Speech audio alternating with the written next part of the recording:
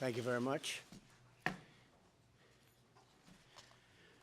I'd like to begin by saying that based on the recent statement of North Korea, I have decided to terminate the planned summit in Singapore on June 12th. While many things can happen and a great opportunity lies ahead potentially, I believe that this is a tremendous setback for North Korea and indeed a setback for the world. I've spoken to General Mattis and the Joint Chiefs of Staff and our military, which is by far the most powerful anywhere in the world, that has been greatly enhanced recently, as you all know, is ready if necessary. Likewise, I have spoken to South Korea and Japan, and they are not only ready should foolish or reckless acts be taken by North Korea, but they are willing to shoulder much of the cost of any financial burden, any of the costs associated by the United States in operations if such an unfortunate situation is forced upon us. Hopefully, positive things will be taking place with respect to the future of North Korea. But if they don't, we are more ready than we have ever been before. North Korea has the opportunity to end decades of poverty and oppression by following the path of denuclearization and joining the community of nations. And I hope that Kim Jong will ultimately do what is right, not only for himself, but perhaps most importantly, what's right for his people, who are suffering greatly and needlessly. All of the Korean people, North and South, deserve to be able to live together in harmony, prosperity, and peace. That bright and beautiful future can only happen when the threat of nuclear weapons is removed. No way it can happen otherwise. If and when Kim Jong-un chooses to engage in constructive dialogue and actions, I am waiting. In the meantime, our very strong sanctions, by far the strongest sanctions ever imposed, and maximum pressure campaign will continue, as it has been continuing. But no matter what happens and what we do, we will never, ever compromise the safety and security of the United States of America. I want to make that statement, feel very, very strongly about it. Our military, as you know, has been greatly enhanced. Will soon be at a level that it's never been before. Our approval of $700 billion this year and $716 billion next year, largely due to the help of a lot of the people with me today and standing right here, we appreciate. But we had to do that for our military, and we've done it, and hopefully everything's going to work out well with North Korea.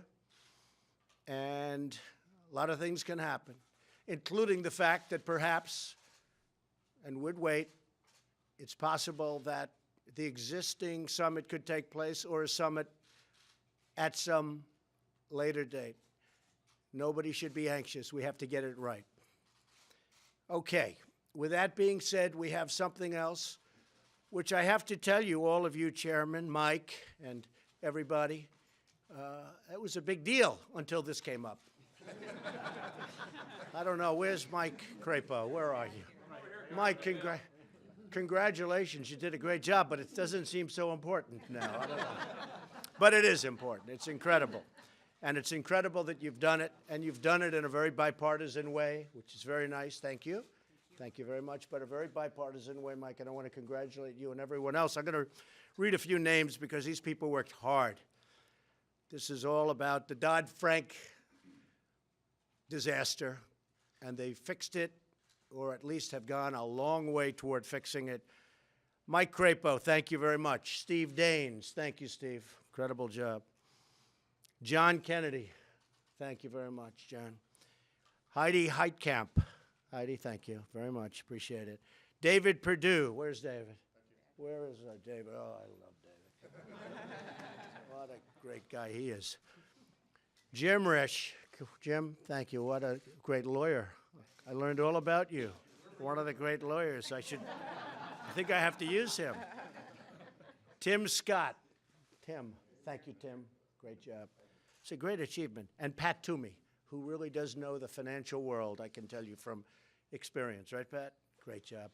Also, representatives. Jeb Henserling. Fantastic, fantastic job. Thank you, Jeb. See, you wanted to get near the table instead of getting over here.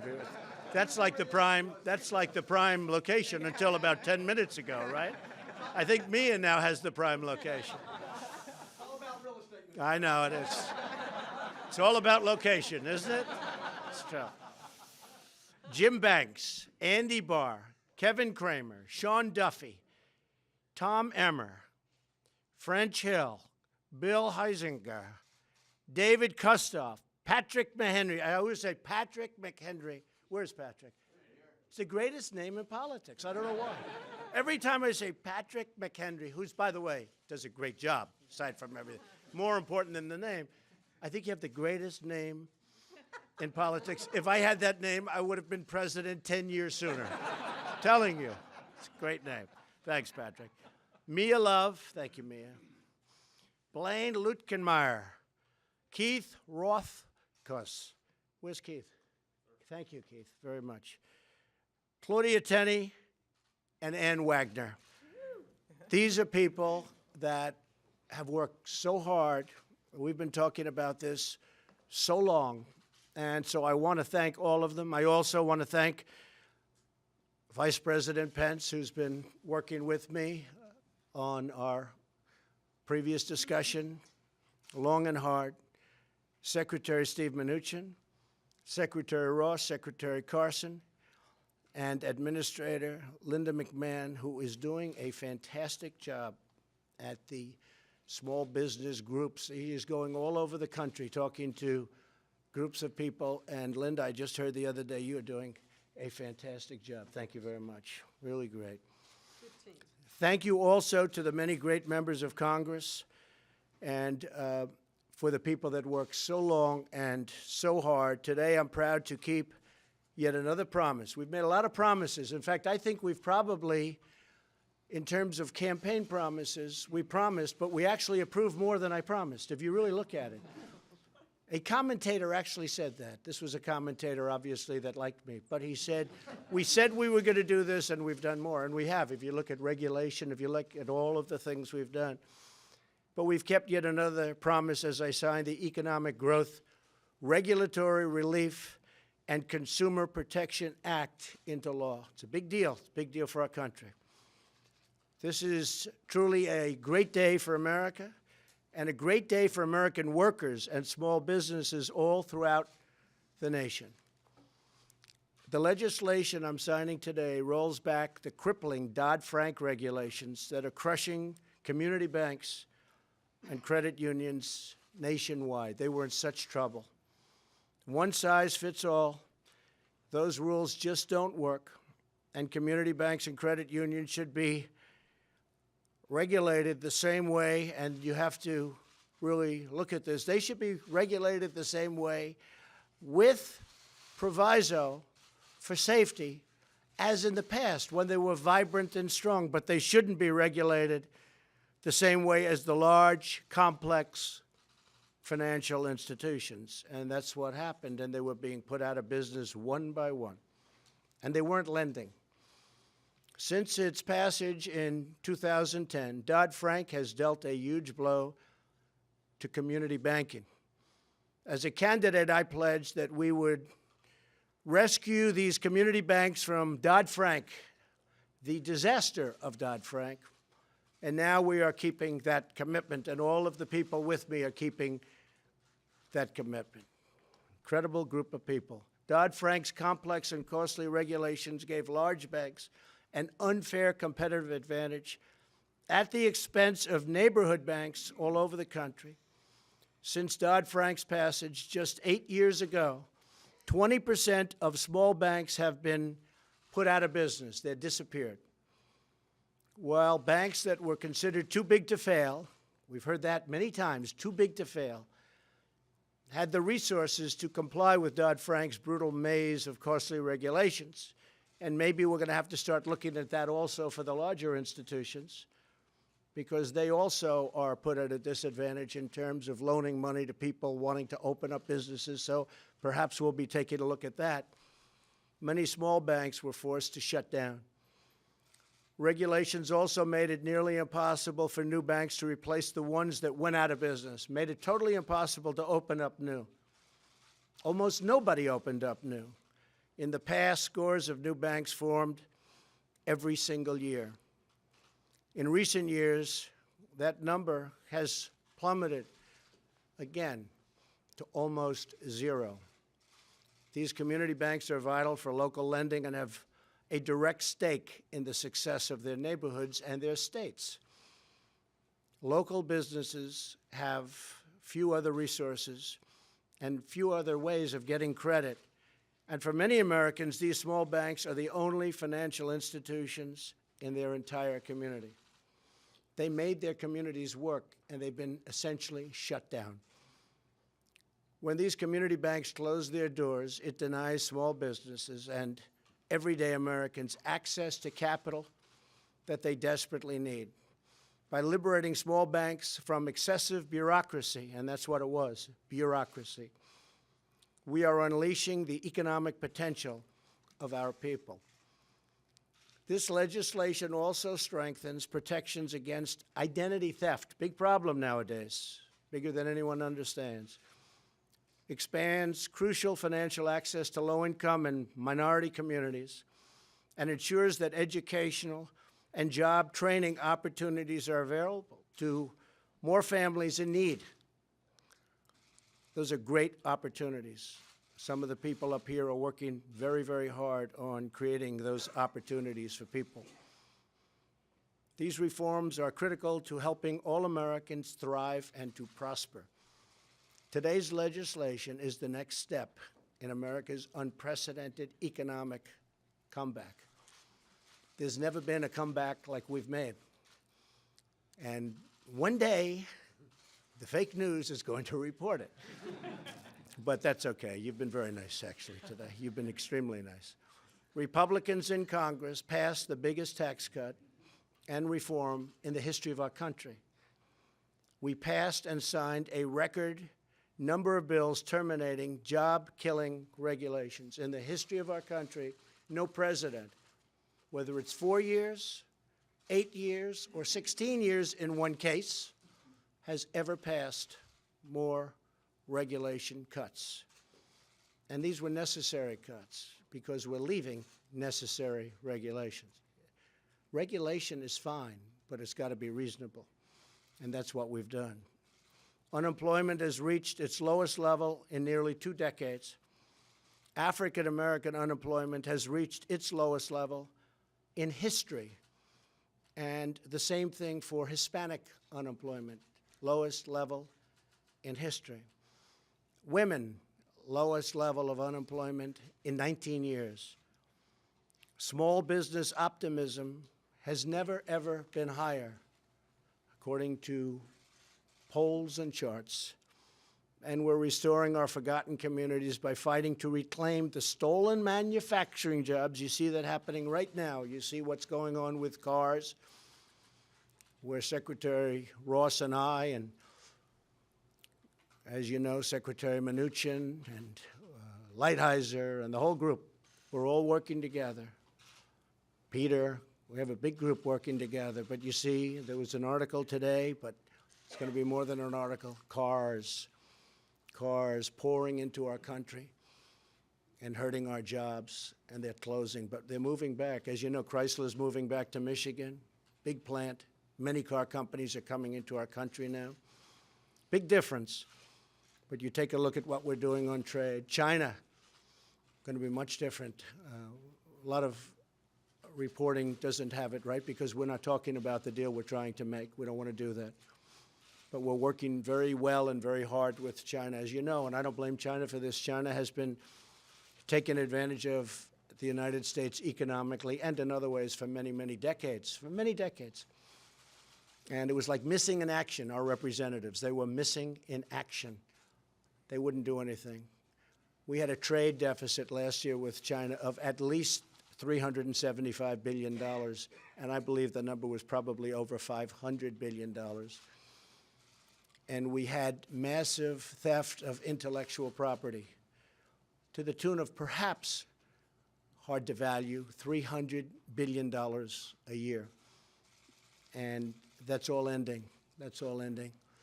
And our relationship with China is a very good one. And I told President Xi, I don't blame China. I blame the United States for allowing this to happen. Because people in my position and people in these positions should have never, ever allowed that to happen. But we're changing it. This is an incredible time for America. Amazing progress is happening for our country every single day. And I again want to thank the members of Congress who helped pass so many vital legislative acts. We have another one that passed yesterday called Right to Try. Nobody knows what that means. That's a patient who's terminally ill, ends up leaving the country to find help. They wanted hope. And we have drugs that are in the pipeline for anywhere from 10 to 15 years. And they may be very good, but you're not allowed to use them. These people are terminal. They're terminally ill. They're going to die. And we had no access. They had no access at all to getting into that pipeline, to getting something that may or may not work. We have some incredible, at the FDA, we have some incredible drugs under research. So Right to Try, which amazingly was something that everyone said could not be passed. Right to Try passed. We'll be signing it probably sometime next week. And this gives people hope. We can go, they'll sign a waiver, and they'll be able to use what they need. And in many cases, they'll be helped. But they won't have to fly to Africa. They won't have to fly to South America. They won't have to fly to Europe or wherever, just seeking help. Rich people, poor people, they're seeking help. They had no access. Now they have the right to try, the right of hope. And I know many of the folks standing with me agreed with me and approved it. It's such a wonderful bill, and it's so incredible that it was not possible to get it passed, but we got it passed. And we had some tremendous help from some tremendously talented senators and Congress people. So I want to thank all the people up here today. What we're doing today with respect to Dodd-Frank is truly important legislation. And I have to say, for a Congress that they say, you know, won't be doing much because we have an election coming up, I think we're doing an awful lot when you think about it. I think we're doing an awful lot. I think we're doing more than any Congress in a long time. So, thank you. So I'll be signing now a very, very important bill from the standpoint of people and jobs and loans and getting out there and building a business. And it's a tremendous honor to be with all of you folks today. And thank you for the great job. Thank you for this incredible amount of work. I know how hard this one was. The Dodd-Frank was something that they said could not be touched.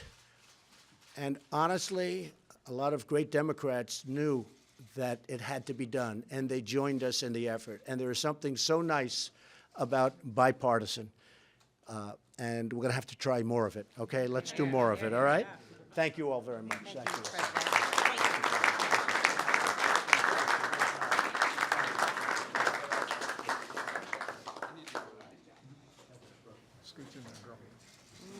How are you? No, scooch in. Perfect. You're perfect.